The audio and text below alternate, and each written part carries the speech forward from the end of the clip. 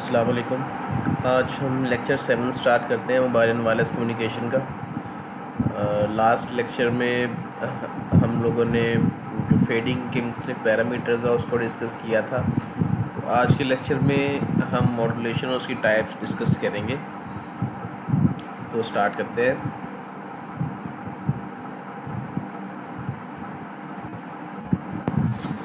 Ji, modulation modulation is the process of encoding information from a message source in a manner suitable for transmission. Modulation एक ऐसा process है जिसमें हम अपने message को किसी सूटेबल पोजीशन में भेजते हैं, मतलब इस तरह से कि जो ट्रांसमिशन है हमारी वो इजी हो जाए। यानी कि जस्ट बिफोर ट्रांसमिशन हम इसकी मॉड्यूलेशन करते हैं और जस्ट आफ्टर रिसेप्शन इसका अपोजिट करके सिग्नल को रिसीव कर लेते हैं। यानी कि मॉड्यूलेशन का जो प्रोसेस है वो सिर्फ़ और सिर्फ ट्रांसमिशन के लिए है, यानी कि जब हम चैनल में अपने सिग्नल को थ्रो करते हैं सिर्फ उसके लिए है। तो it involves translating base band message signal to a band pass signal at frequencies that are very high compare to the base band frequency. तो ये प्रोसेस क्या होता है, इसको अचीव कैसे करते हैं? इसको अचीव ऐसे करते हैं कि जो हमारा गिवन सिग्नल है, गिवन सिग्नल को उसकी कोई ख़ास फ्रीक्वेंसी है तो हम क्या करते हैं, एक और सिग्नल लेते हैं जिसको हम कैरियर सिग्नल कहते हैं। उसकी फ्रीक्वेंसी आम सिग्नल से जिसको हम सेंड करना चाहते हैं उससे बहुत ज़्यादा होती है।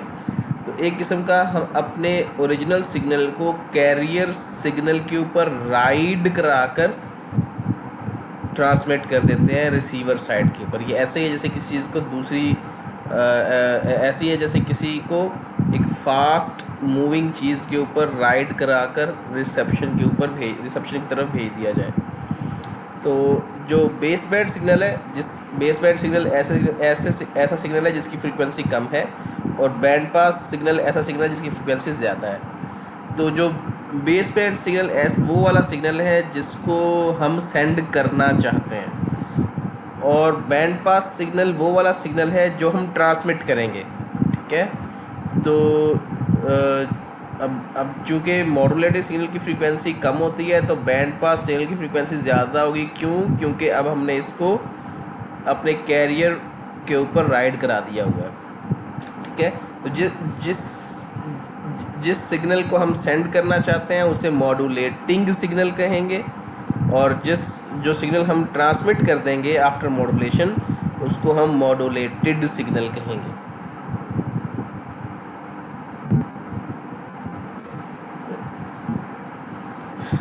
तो मॉड्यूलेशन की अच्छा ये है कि हम मॉड्यूलेशन की ब्रॉडली 2 टाइप्स होती हैं। इस स्लाइड पे हम वापस आते हैं।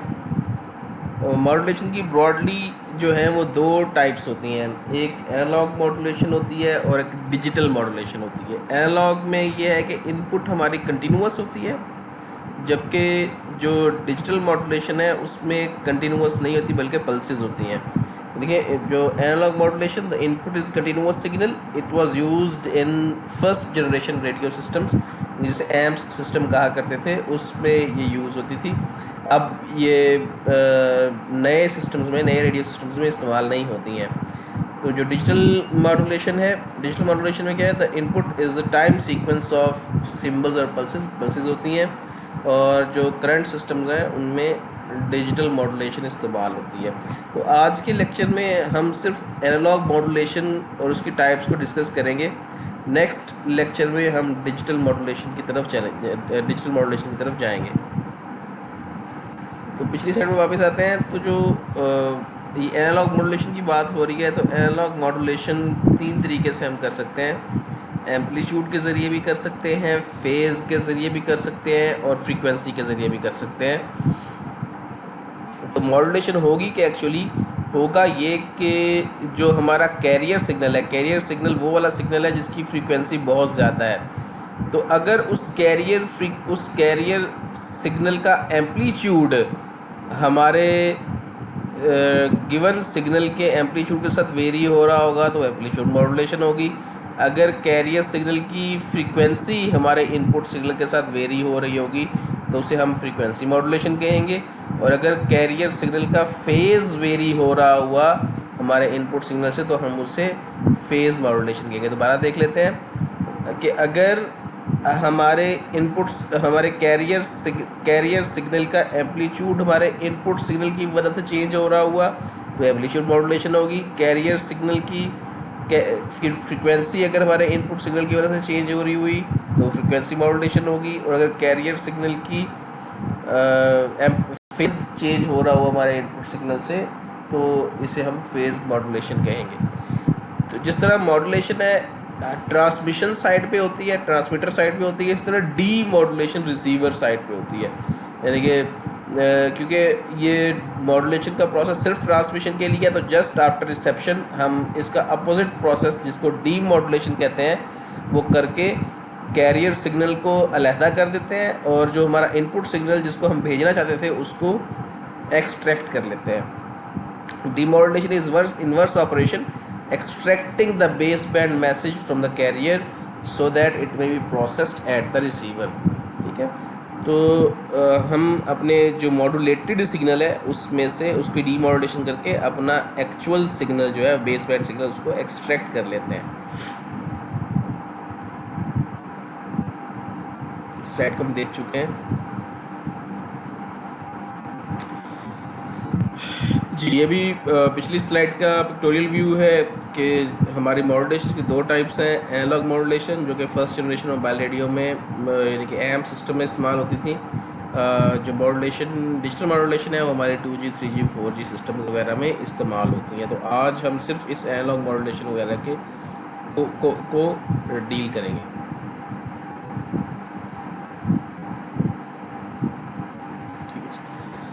तो मॉड्यूलेशन क्या है जी? मॉड्यूलेशन का प्रोसेस हमने पहले डिस्कस किया है कि सिर्फ ट्रांसमिशन के लिए है, यानी कि अपने सिग्नल को चैनल से इस तरह से पास करवाना कि उसमें ज़्यादा यानी कि कोई मसला ना हो और रिसीवर साइड पे पहुंच जाए। इस चक्कर के लिए हम मॉड्यूलेशन का इस्तेमाल करते हैं। तो goal of modulation scheme is to transport message signal through radio channel with best possible quality और occupy least amount of radio frequency spectrum.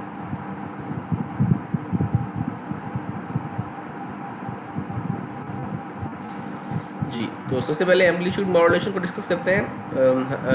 Changes the amplitude of carrier signal according to the amplitude of message signal. ठीक है, ये हम पहले बात कर चुके हैं कि अगर हमारे कैरियर सिग्नल का एम्पलीट्यूड चेंज हो हमारे इनपुट सिग्नल या मैसेज सिग्नल की वजह से तो इसे एम्पलीट्यूड मॉड्यूलेशन कहते हैं।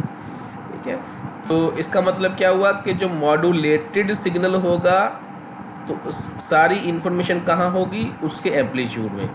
All information is carried in the amplitude of the carrier. ठीक है, तो क्योंकि एम्पलीट्यूड चेंज हो रहा होता है ना कैरियर का with respect to message signal, तो इन्फॉर्मेशन किस में हुई? सारी की सारी एम्पलीट्यूड ऑफ द कैरियर में। तो there is a linear relationship between the received signal quality and received signal power. अब चूँकि हमारा जो सारी की सारी इन्फॉर्मेशन है वो एम्पलीट्यूड में है कैरियर की, तो जब चैनल से पास होगा ये हमारा मॉड्यूलेटेड सिग्नल, तो अगर एडवर्स कंडीशंस हैं तो एम्पलीट्यूड में चेंज आ गई, दैट मीन्स कि हमारा जो इन्फॉर्मेशन है उसमें चेंज आ गई है। ठीक है, तो जितना रिसीव्ड पावर हमारे पास रिसीव सिग्नल लेवल ज़्यादा होगा, चैनल की कंडीशन अच्छी होगी, तो तो वैसे वैसे हमारे AM की एफिशिएंसी भी ज़्यादा होगी। AM systems usually occupy less bandwidth than FM systems। तो FM systems को हम आगे डिस्कस करेंगे फ्रीक्वेंसी मॉड्यूलेशन को। तो इससे लेस बैंडविड्थ ऑक्यूपाई करते हैं और AM signal carrier has a time varying envelope. तो जाहिर है चूँकि इंफॉर्मेशन है ही मॉड्यूलेटेड सिग्नल के इन्वेलप में या एम्पलीट्यूड में, तो जो AM का सिग्नल है जो हम ट्रांसमिट करेंगे उसका जो एम्पलीट्यूड है एनवेलप है वो टाइम वेरिंग होगा। ठीक है, ये उसकी पिक्टोरियल रिप्रेजेंटेशन है। ये हमारा मैसेज सिग्नल है, ओरिजिनल सिग्नल जिसको हम सेंड करना चाहते हैं चैनल में रिसीवर साइड की तरफ। तो हम क्या करते हैं, एक कैरियर सिग्नल लेते हैं, कैरियर सिग्नल जिसकी आप देखें फ्रीक्वेंसी इसकी इस मैसेज सिग्नल से काफ़ी ज़्यादा है, कैरियर फ्रीक्वेंसी की, कैरियर सिग्नल की। तो अब क्या हो रहा है ये देखें, कैरियर सिग्नल की फ्रीक्वेंसी तो वही है, लेकिन इसका एम्पलीट्यूड किसकी वजह से चेंज हो रहा है, एम्पलीट्यूड चेंज हो रहा है मॉड्यूलेटिंग सिग्नल की। देखें यहाँ मॉड्यूलेटिंग सिग्नल, जैसे जहाँ जहाँ मॉड्यूलेटिंग सिग्नल का एम्पलीट्यूड ज़्यादा है वहाँ वहाँ कैरियर का एम्पलीट्यूड भी अब ज़्यादा हो रहा है, जहाँ जहाँ इसका एम्पलीट्यूड कम है वहाँ वहाँ कैरियर का भी एम्पलीट्यूड कम हो रहा है। तो देखिए कैरियर की फ्रीक्वेंसी वही रहेगी, कैरियर की फ्रीक्वेंसी वही रहेगी, तो इसका एम्पलीट्यूड जो है वो चेंज होगा। ठीक है, तो अपर एंड लोअर एनवेलप्स हमारे इस कैरियर सिग्नल के मिल जाएंगे। अब इस जो गिवन ये वाला सिग्नल है हमारा, ये बिल्कुल लास्ट वाला, इसको हम कहते हैं मॉड्यूलेटेड सिग्नल। ये अब चूँकि इस मॉड्यूलेटेड सिग्नल का एम्पलीट्यूड चेंज हो रहा है with respect to message signal, तो इसको एम्पलीट्यूड मॉड्यूलेटेड सिग्नल कहेंगे।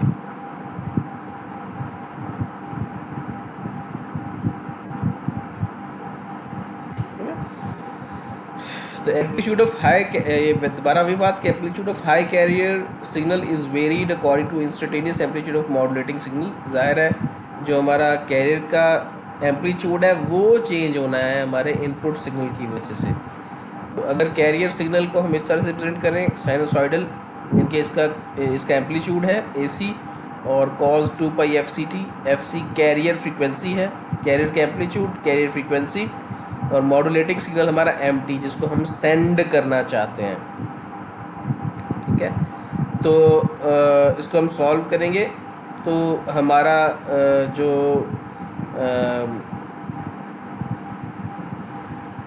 गिवन सिग्नल है SM, जो हमारा मॉड्यूलेटेड सिग्नल होगा उसकी वैल्यू क्या आएगी, AC 1 + MT cos 2 पाई FCT। तो ये हमारे पास इसका ये एम्पलीट्यूड मॉड्यूलेटेड सिग्नल का एक्सप्रेशन है। ठीक है, तो ये आप इसको डिराइव कीजिएगा, मतलब इजीली इसकी डेरिवेशन अवेलेबल है, तो देखिएगा ये एक्सप्रेशन कैसे आता है। ठीक है,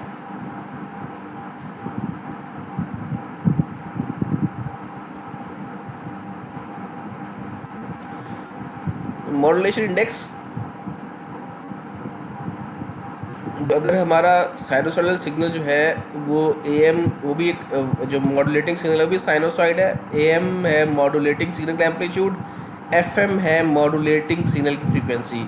ये किसके बरक्स है, ये हमारे कैरियर सिग्नल के बरक्स है, जिसमें AC कैरियर सिग्नल का एम्पलीट्यूड है और FC कैरियर सिग्नल की फ्रीक्वेंसी है।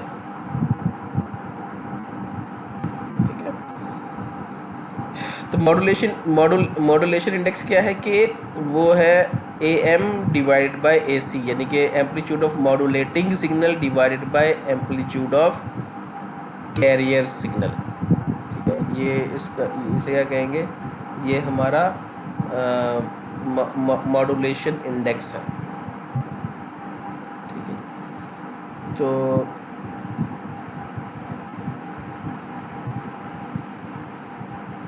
अब चूँकि अगर हमारा हम इसको एक कॉम्प्लेक्स नंबर से भी रिप्रेजेंट कर सकते हैं, GT e⁻² 2 पाई FCT। ठीक है, GT जो है इसका एम्पलीट्यूड है, ये इसका इसकी फेज़ की इंफॉर्मेशन है। एम्पलीट्यूड और फेज़ की कॉम्प्लेक्स नंबर को एम्पलीट्यूड और फेज़ से रिप्रेजेंट कर सकते हैं। तो जो हमारा मॉड्यूलेटेड सिग्नल है वो real part of this complex number amplitude और फेज़, जबकि जो इसका एम्पलीट्यूड है GT उसे कैसे रिप्रेजेंट कर सकते हैं, AC 1 + MT, जिसको अगर हम पिछली स्लाइड में देखें तो यहाँ से भी हम देख सकते हैं कि इसका जो एम्पलीट्यूड है मैक्सिमम एम्पलीट्यूड वो यही है। अगर मैक्सिमम एम्पलीट्यूड देखें तो ये AC 1 + MT होगा, ये 1 हो जाएगा, तो AC 1 + MT हमारे पास इसका मैक्सिमम एम्पलीट्यूड होगा। तो मैक्सिमम एम्पलीट्यूड क्या होता है भला, मैक्सिमम एम्पलीट्यूड सिग्नल का एनवेलप होता है। जैसे अभी हम अगर वापस जाएं उस फिगर के ऊपर तो हम देख सकते हैं कि जो मैक्सिमम एम्पलीट्यूड है हमारे मॉड्यूलेटेड सिग्नल का वही एक्चुअली सिग्नल का एनवेलप है। ठीक है,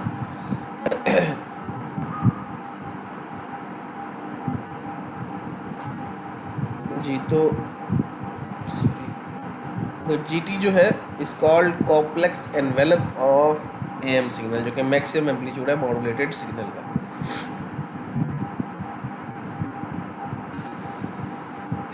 जी तो अगर हम देखें तो जो हमारा मॉड्यूलेटेड सिग्नल है, मॉड्यूलेटेड सिग्नल की जो हमारी एक्सप्रेशन है वो ये निकली है AC 1+MT cos 2π/FCT। तो अगर हम ये टाइम डोमेन में सिग्नल है, अगर फ्रीक्वेंसी डोमेन में सिग्नल देखना चाहें तो हम क्या कर सकते हैं, हम इसका फोरियर ट्रांसफॉर्म ले सकते हैं मॉड्यूलेटेड सिग्नल का। तो अगर हम फोरियर ट्रांसफॉर्म पेयर्स देखें तो जो कॉज की वजह से जो फोरियर ट्रांसफॉर्म होता है वो ये होता है कि वो दो इम्पल्सेस होती हैं, एक FC+FM पर और एक FC-FM पर, दो इम्पल्सेस होती हैं। तो ये उसी को रिप्रेजेंट किया है कि ये अगर FM, ये हमारा ओरिजिनल सिग्नल था मॉड्यूलेटिंग सिग्नल या मैसेज सिग्नल, जिसकी फ्रीक्वेंसी FM थी, +FM और -FM में थी। तो अगर जब हम इसको कॉज से मल्टीप्लाई कराएंगे ओरिजिनल सिग्नल को और फिर उसका फोरियर ट्रांसफॉर्म लेंगे तो ये शिफ्ट, इसकी दो कॉपीज़ बन जाएंगी, एक FM+FC पे चली जाएगी और FC-FM पर, और ये FC+FM और FC-FM पर दो इसकी कॉपीज़ बन जाएंगी। और इनकी जो सेंटर फ्रीक्वेंसी है वो +FC में हो जाएगी और -FC में हो जाएगी। -FC+FM, -FC-FM, FC+FM और FC-FM, दो हमारे पास इसकी सिग्नल की कॉपीज़ बन जाएंगी, एक इस साइड पर प्लस की साइड पर, एक माइनस वाली साइड पर। तो इसलिए इसको डबल साइड बैंड स्पेक्ट्रम कहते हैं, क्योंकि ये जो हमारा सिग्नल को अगर हम फ्रीक्वेंसी डोमेन में रिप्रेजेंट कर रहे हो तो उसे हम स्पेक्ट्रम कहते हैं। तो अब चूँकि ये एक सिग्नल की कॉपी है एक फ्रीक्वेंसी पर और दूसरी फ्रीक्वेंसी पर, अब चूँकि ये फ्रीक्वेंसी ज़्यादा है इसको इसलिए यानी कि ये वाली फ्रीक्वेंसी ज़्यादा है, इसको अपर साइड बैंड कहेंगे, लोअर साइड बैंड कहेंगे, अपर साइड बैंड कहेंगे, लोअर साइड बैंड कहेंगे। तो एक्चुअली ये डबल साइडेड या डबल साइड बैंड स्पेक्ट्रम है। तो इसको हम कन्वर्ट भी कर सकते हैं सिंगल साइड बैंड। हमने देखें at the end of the day हमारा ऑब्जेक्टिव क्या है कि हम अपने इस मैसेज सिग्नल को रिसीवर साइड पर रिसीव कर लें। तो अगर मैं इन दोनों में से एक भेज देता हूँ और रिसीवर साइड पर वो रिसीव हो जाता है तो मेरा मकसद हल हो जाएगा। अगर एक भेजने से मुझे फ़ायदा क्या होगा, एक भेजने से फ़ायदा ये होगा कि मेरा जो स्पेक्ट्रम है वो बचेगा, फ्रीक्वेंसी यूटिलाइजेशन हमारी अच्छी हो जाएगी।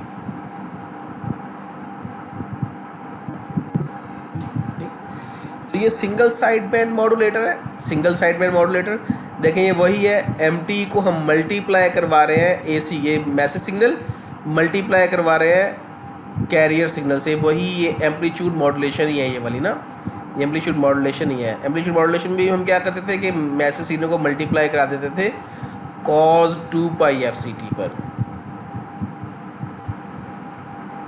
ठीक है। तो अब जब ये करेंगे MT को मल्टीप्लाई कराएंगे cos 2π/FCT से और फोरियर ट्रांसफॉर्म लेंगे तो इस जगह पर हमें डबल साइड बैंड सिग्नल मिलेगा। डबल साइड बैंड यानी कि एक लेफ़्ट साइड में भी सिग्नल की कॉपी मिल रही होगी फ्रीक्वेंसी में, राइट साइड में भी मिल रही होगी। तो बैंड पास फिल्टर का मतलब ये है कि हमें किसी ख़ास बैंड को पास होने देंगे, बाकी फ्रीक्वेंसीज़ को रिजेक्ट कर देंगे।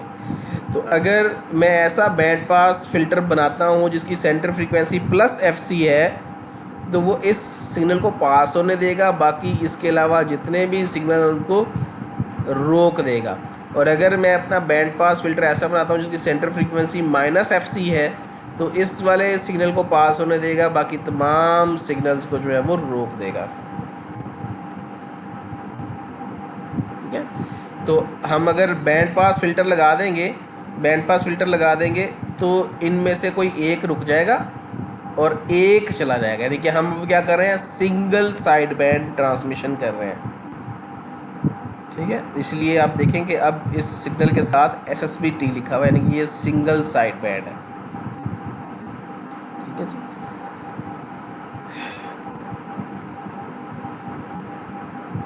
जी। तो ये सिंगल साइड बैंड का सिंगल साइड बैंड मॉड्यूलेटर है। तो यानी कि इस SSB के हमारे पास एक्सप्रेशन क्या आना चाहिए, ये भी इन टर्म्स ऑफ साइनोसॉइड्स ही आना चाहिए। ये देखिए हो क्या रहा है कि MT हमारे पास मैसेज सिग्नल है, मैसेज सिग्नल मल्टीप्लाई हो रहा है cos 2πfct के साथ। ये AM सिग्नल है, AM सिग्नल जिसे हम पहले कह रहे थे। ठीक है, और इसमें क्या है, -90 डिग्री फेज शिफ्ट हो रहा है। ठीक है, यानी कि cos 2πfc पे -90 डिग्री फेज शिफ्ट करें तो क्या बन जाएगा, ये साइन बन जाएगा। ठीक है, और MT में 90 डिग्री फेज शिफ्ट हो रहा है, नया MT है, और इन दोनों को मल्टीप्लाई करवाया है। मल्टीप्लाई करवा के यहाँ दोनों का सम हो रहा है। इस सम होने की वजह से जो सिग्नल बनेगा वो SSB सिंगल साइड बैंड होगा। तो इसको ज़रा प्रोसेस कीजिएगा, यानी कि हर स्टेप के ऊपर जो सिग्नल है उसकी वैल्यू को आप लिखेंगे और इस सिंगल साइड बैंड का एक्सप्रेशन है इसको डिराइव करेंगे।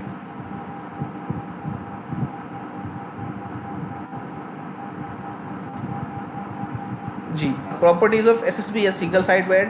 Bandwidth of SSB is very efficient. क्यों? क्योंकि हम एक ही साइड बैंड को जो वो है जो है वो रिप्रेजेंट कर रहे हैं, तो हम बाकी तो भेज ही नहीं रहे, क्योंकि बाकी को तो ब्लॉक कर दिया था। ठीक है, however Doppler spreading and Rayleigh fading can shift the signal spectrum causing distortion। जी, तो हमने लास्ट लेक्चर में देखा था कि डॉपलर स्प्रेडिंग की वजह से या फेडिंग की वजह से क्या हो सकता है कि हमारी फ्रीक्वेंसी शिफ्ट हो सकती है। फ्रीक्वेंसी शिफ्ट हो सकती है या उस फ्रीक्वेंसी के ऊपर फेडिंग की वजह से उसका जो एम्पलीट्यूड है वो कम हो सकता है। तो ये दोनों ही हमारे लिए ठीक नहीं है। क्यों? क्योंकि हमने अब एक सिंगल साइड बैंड ट्रांसमिशन किया तो हमें रिसीवर साइड पर वही फ्रीक्वेंसी चाहिए। ठीक है, frequency of receiver oscillator must be exactly the same as the transmitted carrier FC। तो हमें उसी वाली फ्रीक्वेंसी चाहिए जिस फ्रीक्वेंसी हमने ट्रांसमिट किया था। अगर ऐसा नहीं होगा तो फ्रीक्वेंसी शिफ्ट आएगी और हमारा जो रिसीव्ड सिग्नल है उसमें डिस्टॉर्शन आएगी।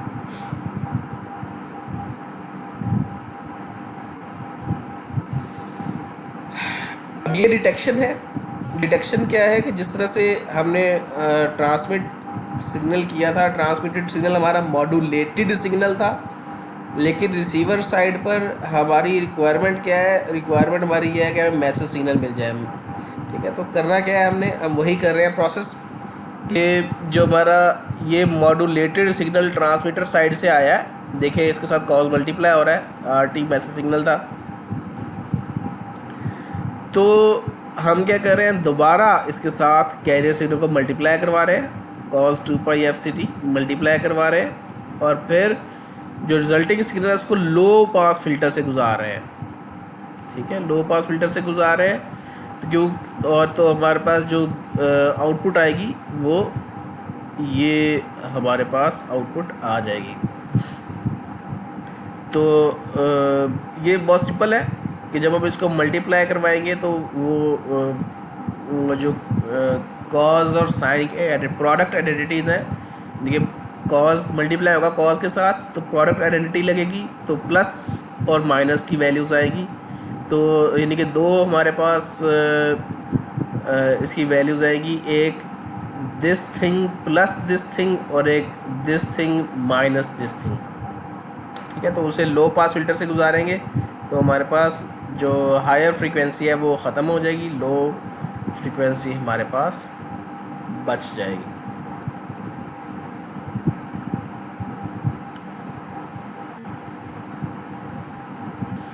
ये बिगर पिक्चर है। सोर्स हमारा बेसिक सिग्नल था जिसकी फ्रीक्वेंसी कम थी, मॉड्यूलेटर जिसमें हमारी फ्रीक्वेंसी कैरियर सिग्नल की फ्रीक्वेंसी ज़्यादा थी, उसके साथ हमने मॉड्यूलेट किया और चैनल में मॉड्यूलेटेड सिग्नल सेंड कर दिया। देखें इसका एम्पलीट्यूड हमारे मैसेज सिग्नल की वजह से ही चेंज हो रहा है, लेकिन फ्रीक्वेंसी कैरियर सिग्नल की ज़्यादा है। डीमॉड्यूलेटर से जब वो गुजरेगा हमारा सिग्नल रिसीवर साइड पर आकर डीमॉड्यूलेटर से गुजरेगा, लो पास फिल्टर से गुजरेगा, तो हमारा ओरिजिनल सिग्नल हमें मिल जाएगा वापस। ठीक है, यहाँ पे सिग्नल की फ्रीक्वेंसी FM है, यहाँ पे फ्रीक्वेंसी FC है जो कि हमारे मैसेज सिग्नल से बहुत ज़्यादा है, और जब डीमॉड्यूलेटर से गुजरेंगे तो अगेन हमारे पास ओरिजिनल फ्रीक्वेंसी वापस आ जाएगी। जो हमने सेंड किया वही हमें रिसीव हो जाएगा।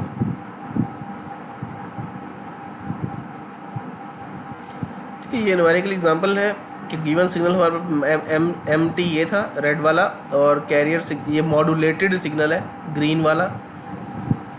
इसकी मैसेज सिग्नल है 2 + 2 cos t, कैरियर सिग्नल है AC 2 pi fct, AC की वैल्यू 4 है, 2 pi fc की वैल्यू 10 है। ठीक है जी, फ्रीक्वेंसी कैरियर फ्रीक्वेंसी हमारे पास इतनी है और मैसेज सिग्नल की फ्रीक्वेंसी इतनी है।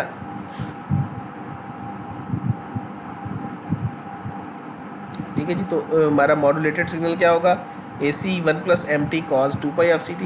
तो इसमें वैल्यूज़ पुट करेंगे तो रिजल्टिंग मॉड्यूलेटेड सिग्नल हमारा 4 × 3 + 2 cos t cos 2 pi fct बनेगा, जिसको ये प्लॉट किया।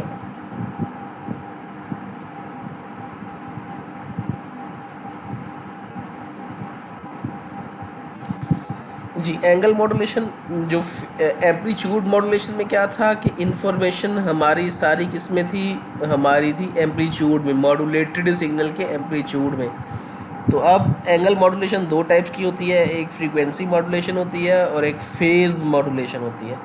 तो अगर फ्रीक्वेंसी मॉड्यूलेशन होगी तो सारी की सारी इन्फॉर्मेशन हमारे मॉड्यूलेटेड सिग्नल की फ्रीक्वेंसी में होगी, और अगर फेज़ मॉड्यूलेशन होगी तो सारी की सारी इन्फॉर्मेशन हमारे मॉड्यूलेटेड सिग्नल के फेज़ में होगी। ठीक है जी, तो angle of carrier signal is varied according to the amplitude of modulating base band signal. हम पहले बात कर चुके हैं। 2 classes of angle modulation techniques है। फ्रीक्वेंसी मॉड्यूलेशन क्या होगा कि कैरियर का फ्रीक्वेंसी चेंज होगी with respect to modulating signal या मैसेज सिग्नल। और फेज़ क्या है कि कैरियर सिग्नल का फेज़ चेंज होगा with respect to message signal या modulating signal. Phase of theta T of carrier signal is varied linearly with the message signal MT।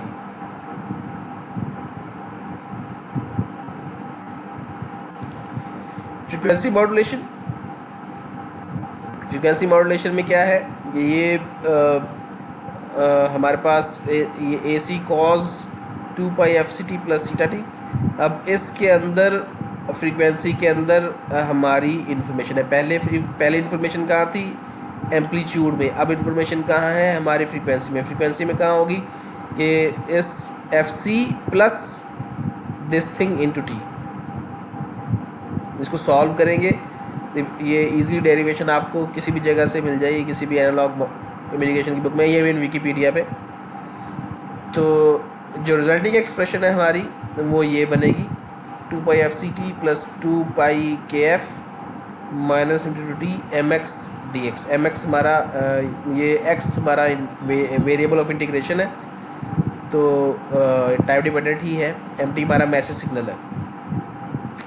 KF is a frequency deviation constant. Frequency deviation हमारा constant है जिसमें कितनी frequency deviate हुई है kilohertz पर volt. तो अब यहाँ पर अगेन ये देखें कि अब पहले अगर हम एम्पलीट्यूड मॉड्यूलेशन से इसको कंपेयर करें तो हमारा MT कहाँ आता था, MT हमारा था इस जगह पर, कॉज के साथ मल्टीप्लाई हो रहा था। तो मतलब क्या था कि इन्फॉर्मेशन सारे का सारा एम्पलीट्यूड में है। अब हमारा MT कहाँ पे आ रहा है, हमारा MT आ रहा है फ्रीक्वेंसी के खाते में। ठीक है, तो इसका मतलब है कि अब इन्फॉर्मेशन कहाँ है, सारी की सारी हमारे फ्रीक्वेंसी में। तो जो मॉड्यूलेटेड सिग्नल है वो हमारा इस तरह से बनेगा, AC cos 2 pi fct + kf AM/FM sin 2 pi fct। अगर ये हमारा MT जो है एक साइनोसॉइडल सिग्नल है, साइन से रिप्रेजेंट हो सकता है, तो इधर साइन को पुट करके इंटीग्रेशन करेंगे तो रिजल्टिंग हमारे पास ये एक्सप्रेशन बनेगी। ठीक है, इंटीग्रेशन मसला नहीं है। ठीक है, इंटीग्रेशन करेंगे इसकी कॉस की तो ज़ाहिर है इंटीग्रेशन साइन आएगी और डिवाइड हो जाएगा किस चीज़ से, डिवाइड हो जाएगा 2 पाई FM से, तो 2 पाई से कैंसिल हो जाएगा, तो हमारे पास रिजल्टिंग चीज़ है ये FM बचेगी। तो आप देखें कि हमारा जो साइनोसॉइडल सिग्नल है, मॉड्यूलेटिंग सिग्नल, वो कहाँ है सारे का सारा, फ्रीक्वेंसी में है। फ्रीक्वेंसी में है तो एम्पलीट्यूड किस इस मॉड्यूलेटेड सिग्नल का एम्पलीट्यूड क्या है, AC। कैरियर का एम्पलीट्यूड ही एक्चुअली फ्रीक्वेंसी मॉड्यूलेटेड सिग्नल का एम्पलीट्यूड है। तो ये देखें, ये हमारा मैसेज सिग्नल है और ये हमारा कैरियर का सिग्नल है। अब हमारी इंफॉर्मेशन कहाँ होनी है, सारी की सारी फ्रीक्वेंसी में। तो और एम्पलीट्यूड इसका क्या रहना है, अगर हम पीछे देखें एम्पलीट्यूड इसका क्या रहना है, एम्पलीट्यूड हमारा AC ही रहना है। देखिए एम्पलीट्यूड अब चेंज नहीं होना मॉड्यूलेटेड सिग्नल का, क्या चेंज होनी है, फ्रीक्वेंसी चेंज होनी है। इसका मतलब है एम्पलीट्यूड कांस्टेंट रहना है। ये देखें मॉड्यूलेटेड सिग्नल का एम्पलीट्यूड कांस्टेंट है, क्या चेंज हो रही है, फ्रीक्वेंसी चेंज हो रही है। यहाँ पे और फ्रीक्वेंसी है, यहाँ पर और फ्रीक्वेंसी है, यहाँ पे और फ्रीक्वेंसी है, यहाँ पर और फ्रीक्वेंसी है। तो देखें जैसे हमारा एम्पलीट्यूड ज़्यादा होता है मैसेज सिग्नल का, वैसे हमारी कैरियर की फ्रीक्वेंसी भी ज़्यादा हो जाती है। और जहाँ हमारा एम्पलीट्यूड का सिग्नल कम होता है वहाँ हमारे कैरियर की फ्रीक्वेंसी भी कम हो जाती है। ज़्यादा होता है ज़्यादा फ्रीक्वेंसी हो जाती है, कम होता है कम फ्रीक्वेंसी हो जाती है। इसका मतलब है कि जो हमारा मॉड्यूलेटेड सिग्नल है उसकी फ्रीक्वेंसी चेंज होनी है मैसेज सिग्नल की वजह से, जबकि एम्पलीट्यूड कांस्टेंट रहना है। तो ये किसके बरक्स है, ये एम्पलीट्यूड मॉड्यूलेशन के बरक्स है। उसमें क्या था, उसमें फ्रीक्वेंसी चेंज नहीं हो रही थी, क्या चेंज हो रहा था, एम्पलीट्यूड चेंज हो रहा था। ठीक है, यहाँ पे क्या होना है, यहाँ पर फ्रीक्वेंसी चेंज होनी है, एम्पलीट्यूड कांस्टेंट रहना है। ठीक है, अब सारे का सारा इसमें इंफॉर्मेशन है, फ्रीक्वेंसी में, एम्पलीट्यूड में कोई इंफॉर्मेशन नहीं है। तो इसका फ़ायदा ये है कांस्टेंट एम्पलीट्यूड होने का कि अगर हमारी फेडिंग आ रही है और एम्पलीट्यूड में कमी भी आती है तो कोई मसला नहीं, क्योंकि एम्पलीट्यूड में तो हमारी इन्फॉर्मेशन है ही नहीं। As long as frequency intact रहती है सिग्नल की तो हमें कोई मसला नहीं है। ठीक है, तो इसका मतलब है कि फ्रीक्वेंसी मॉड्यूलेशन एम्पलीट्यूड मॉड्यूलेशन से इस सेंस में अच्छी है कि ये ज़्यादा रिजिलियंट है, ज़्यादा रिडंडेंट है। नॉइज़ या फेडिंग इसका ज़्यादा कुछ नहीं बिगाड़ सकती, यानी कि फेडिंग जो है। जिस तरह से हमारा फ्रीक्वेंसी मॉड्यूलेटेड है मॉड्यूलेशन है, वैसी फेज़ मॉड्यूलेशन है। पिछले फ्रीक्वेंसी मॉड्यूलेशन में इंफॉर्मेशन कहाँ थी, फ्रीक्वेंसी में, जबकि फेज़ मॉड्यूलेशन में इंफॉर्मेशन कहाँ है, फेज़ में। फेज़ कहाँ होता है बोला, 2πfct प्लस थीटा टी होता है ना, थीटा टी, तो थीटा के अंदर हमारा इंफॉर्मेशन है mt। तो जो थीटा है इसको फेज़ डेविएशन कहते हैं। जिस तरह से के एफ था वो फ्रीक्वेंसी डेविएशन थी, इस तरह से के थीटा जो है वो फेज़ डेविएशन है। ठीक है, यहाँ पर 2π फ्रीक्वेंसी डेविएशन वाले फैक्टर के साथ 2π का मल्टीप्लाई होना, ये आपको ये बता रहा था कि ये इससे आया है, ये फ्रीक्वेंसी वाले की वजह से आया है। जबकि यहाँ पर 2π का ना होना आपको ये बताता है कि ये अलहदा है ओमेगा टी और ये थीटा वाला चक्कर अलहदा है, तो यानी कि ये फेज़ के कोरेस्पॉन्डिंग है। के थीटा जो है हमारा फेज़ डेविएशन है और अब mt हमारा किस में चेंज कर रहा है, थीटा में चेंज कर रहा है। ये देखिए थीटा है ना, a cos 2πfct plus theta T, तो थीटा में हमारा mt चेंज हो रहा है। तो अब क्या होगा, अब हमारा जो मॉड्यूलेटिंग सिग्नल है वो कैरियर सिग्नल का क्या चेंज करेगा, फेज़ चेंज करेगा। पहले एम्पलीट्यूड मॉड्यूलेशन में क्या था, हमारे मॉड्यूलेटिंग सिग्नल ने कैरियर सिग्नल का एम्पलीट्यूड चेंज किया था। फ्रीक्वेंसी मॉड्यूलेशन में हमारे मॉड्यूलेटिंग सिग्नल ने कैरियर सिग्नल की फ्रीक्वेंसी चेंज की थी। अब क्या होगा, अब ये होगा कि हमारा मॉड्यूलेटिंग सिग्नल कैरियर सिग्नल का फेज़ चेंज करेगा। ये फेज़ मॉड्यूलेशन है। ये हमारा मैसेज सिग्नल है, ये कैरियर सिग्नल है, और ये हमारा मॉड्यूलेटेड सिग्नल है। अब देखें, ना इसका एम्पलीट्यूड चेंज हो रहा है, ना इसकी फ्रीक्वेंसी चेंज हो रही है, क्या चेंज हो रहा है, फेज चेंज हो रहा है। ये देखें, जैसे ही ये पॉजिटिव से यानी कि इंक्रीजिंग से डिक्रीजिंग आना शुरू हुआ, यहाँ फेज चेंज हो जाएगा। ठीक है, तो मान यानी कि ये फेज चेंज हो जाएगा, 180 डिग्री का फेज शिफ्ट हो जाएगा यहाँ पर। तो इसी तरह से यहाँ इन डिक्रीजिंग से इंक्रीजिंग हुआ तो फेज चेंज हो जाएगा, यहाँ से इंक्रीजिंग से डिक्रीजिंग हुआ फेज चेंज हो जाएगा, यहाँ से डिक्रीजिंग से इंक्रीजिंग हुआ तो फेज चेंज हो जाएगा। यानी कि अब इन्फॉर्मेशन कहाँ है, अब इन्फॉर्मेशन हमारे फेज में है, ना कि किसी और चीज़ में, ना फ्रीक्वेंसी में और ना ही एम्पलीट्यूड में। ठीक है, तो एज लॉन्ग एज हमारा फेज इंटैक्ट रहेगा तो हमें मसला नहीं होगा।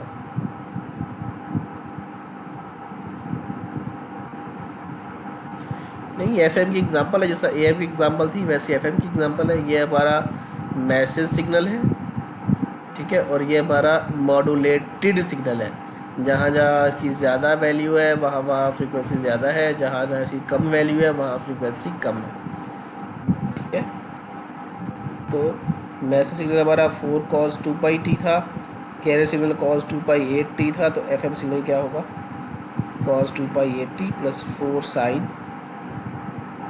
2πt। यानी कि वो जो हमारा एक्सप्रेशन है एफएम का, उसको वैल्यूएट करके ये एफएम सिग्नल की वैल्यू निकालिए।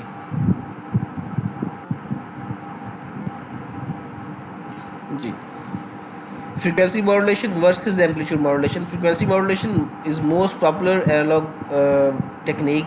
ठीक है, amplitude of carrier is kept constant amplitude है, कांस्टेंट एनवेलप है, क्योंकि एम्पलीट्यूड में हमारी इंफॉर्मेशन है ही नहीं। The frequency of carrier is changed according to amplitude of modulating signal, hence the information is carried in frequency या phase। ठीक है, तो जाहिर है इसकी बेटर नॉइज़ इम्यूनिटी है, क्योंकि अगर फेडिंग लगती है तो कैरियर सिग्नल, तो हमारे जो ट्रांसमिटेड सिग्नल है उसका एम्पलीट्यूड चेंज होता है। एम्पलीट्यूड चेंज होने से हमें फ़र्क ही नहीं पड़ता, क्योंकि मैसेज हमारा एम्पलीट्यूड में है ही नहीं, इन्फॉर्मेशन हमारे एम्पलीट्यूड में है ही नहीं। ठीक है, एटमॉस्फेरिक और impulse noise cause rapid fluctuation in amplitude of received signal, तो इसमें हमारा मसला ही नहीं है, क्योंकि इसमें हमारी इन्फॉर्मेशन ही नहीं थी, हमारी तो इन्फॉर्मेशन थी फेज़ और उसमें। Perform is better in multi path environment, small scale fading cause amplitude fluctuations, ये हम पहले देख चुके हैं, फ्लक्चुएशंस आती है फेडिंग की वजह से, लेकिन हमें मसला नहीं है क्योंकि हमारा इन्फॉर्मेशन एम्पलीट्यूड में है ही नहीं। यदि can trade bandwidth occupancy for improved noise performance, ज़ाहिर है इसकी थोड़ी सी इसकी बैंडविड्थ अगर इंक्रीज़ कर दें तो एसएनआर रेशो क्या होती है हमारी, signal to noise ratio increase हो सकती है। The relationship between received power and quality is non linear, rapid increase in quality of for increase in received power, resistance to co-channel interference, co-channel interference की वजह से अगर amplitude में change आता है तो इसके लिए रेजिस्टेंट है, क्योंकि हमारा हम पहले बता चुके हैं एक कि हमारी एम्पलीट्यूड में इंफॉर्मेशन नहीं है। कैप्चर इफेक्ट क्या होता है, कैप्चर इफेक्ट ये होता है कि अगर आमतौर पर एक चैनल है, एक चैनल के ऊपर अगर एक ट्रांसमिशन होती है तो रिसीवर उसको डिकोड कर सकता है, अगर मल्टीपल ट्रांसमिशन होती हैं तो रिसीवर डिकोड नहीं कर सकता। ठीक है जी, तो कैप्चर इफेक्ट ये होता है, कुछ ख़ास कंडीशंस ऐसी होती हैं जिसमें क्या होता है कि हमारा रिसीवर जो है वो अगर एक ही चैनल पर 2 ट्रांसमिशंस हो जाएं तो कुछ ख़ास कंडीशंस में रिसीवर उन दोनों को डिकोड कर सकता है।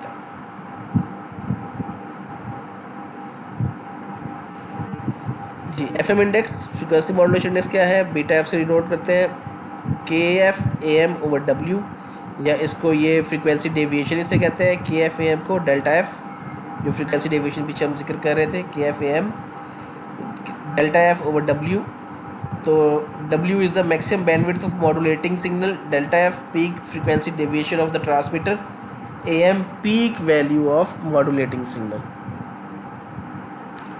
एग्जांपल है गिवन MT, हमारे पास सिग्नल गिवन है और फ्रीक्वेंसी डेविएशन कांस्टेंट 10 किलोहर्ट्ज़ पर वोल्ट गिवन है।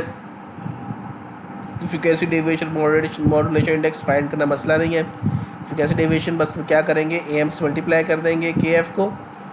इसका AM क्या है, AM इसका 4 है और मल्टीप्लाई किससे कर देंगे, KF से। KF क्या है, 10 है।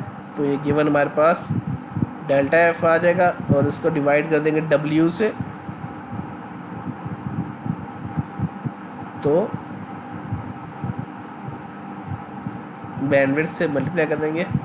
इसकी बैंडविड्थ जो है 4 किलोहर्ट्ज़ है, डिवाइड कर देंगे तो 10 हमारे पास FM इंडेक्स आ जाएगा। ठीक है, इसकी गिवन फ्रीक्वेंसी क्या है, 2πft होता है, 2πft। तो ये 2 4 10⁻³ या 4 किलोहर्ट्ज़ जो है वो इसकी फ्रीक्वेंसी है।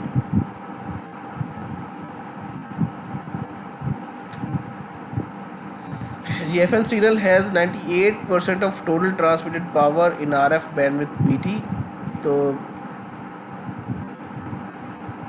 पार्सन्स रूल है, BT equals to 2 into BF beta F plus 1 FM, या BT equals to 2 delta F। ये ऊपर वाला जो एक्सप्रेशन है ये अपर बाउंड है और नीचे वाला एक्सप्रेशन इसका लोअर बाउंड है। ठीक है, ये बैंड रिक्वायर्ड बैंडविड्थ है। ठीक है, एग्जांपल है कि analog AMPS FM system uses modulation index of beta F। ये beta F actually equals to 3 and FM equals to 4 kilohertz. तो इसको ज़ाहिर है जो क्या कार्सन से जो उसकी अपर बाउंड निकलेगी वो निकलेगी 32 किलोहर्ट्ज़ और लोअर बाउंड निकलेगी 24 किलोहर्ट्ज़। ठीक है जी, तो ये हमारी चीज़ें हमें रिक्वायर्ड होंगी चैनल से, इतनी बैंडविड्थ रिक्वायर्ड होगी चैनल से।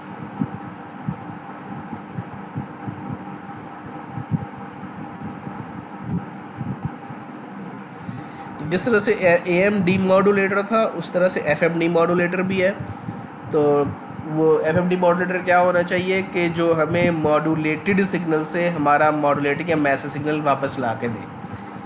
तो जो FM डिटेक्शन टेक्निक्स हैं वो ये 4 गिवन है: slope detection, zero crossing detection, phase lock discrimination और क्वाड्रेचर डिटेक्शन। ठीक है, इनको देखते हैं क्या है। ठीक है, स्लोप डिटेक्शन क्या है कि हमारा जो ये इनपुट सिग्नल कौन सा है, जो हमारा मॉड्यूलेटेड सिग्नल है जो ट्रांसमिट हुआ था। लिमिटर लगाएंगे, लिमिटर लगाकर ये एक V1 सिग्नल मिलेगा।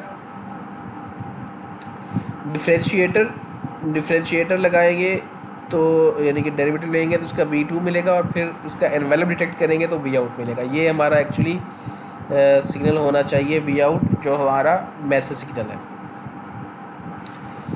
तो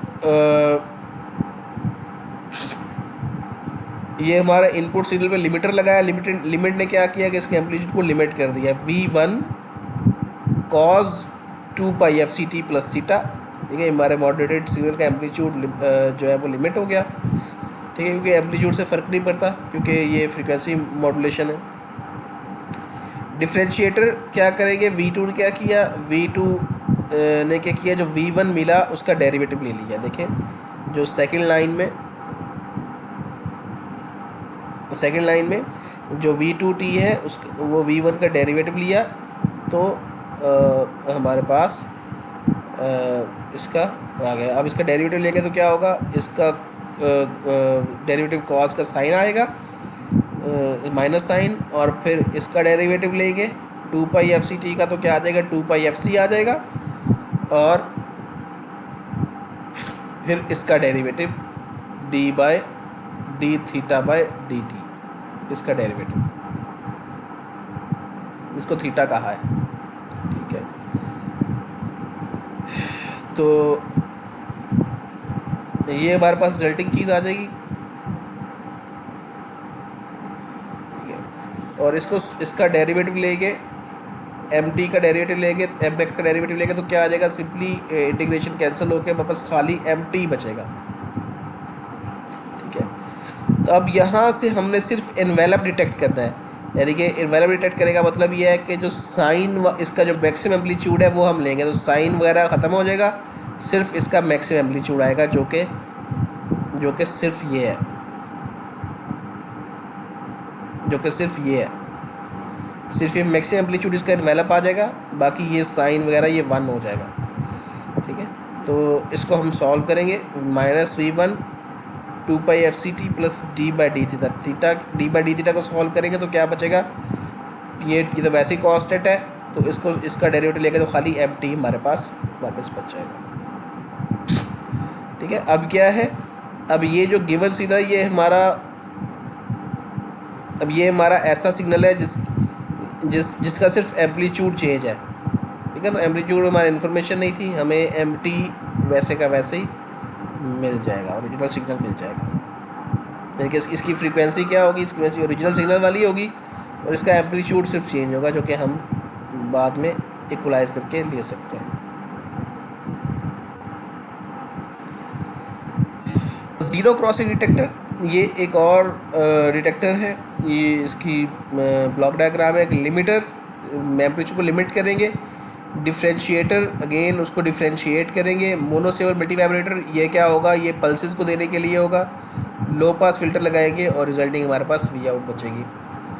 तो लिमिटर ने क्या किया, ये हमारे पास मॉड्यूलेटेड सिग्नल था, मॉड्यूलेटेड सिग्नल की लिमिटर ने क्या किया, इसके एम्पलीट्यूड को लिमिट कर दिया, और डिफ्रेंशिएटर इसको डिफ्रेंशिएट कर दिया, और फिर इसने जो मोनोसेवल मल्टी वाइब्रेटर इसकी पल्सेस बना दी, और फिर लो पास फिल्टर लगाएंगे तो हमारे पास वी आउट बचेगा।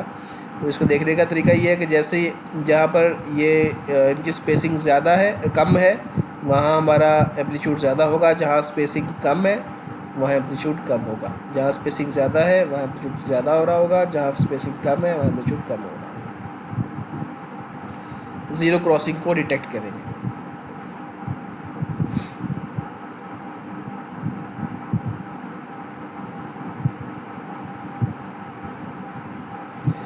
तीसरा तरीका है जी फेज़ लॉक लूप का।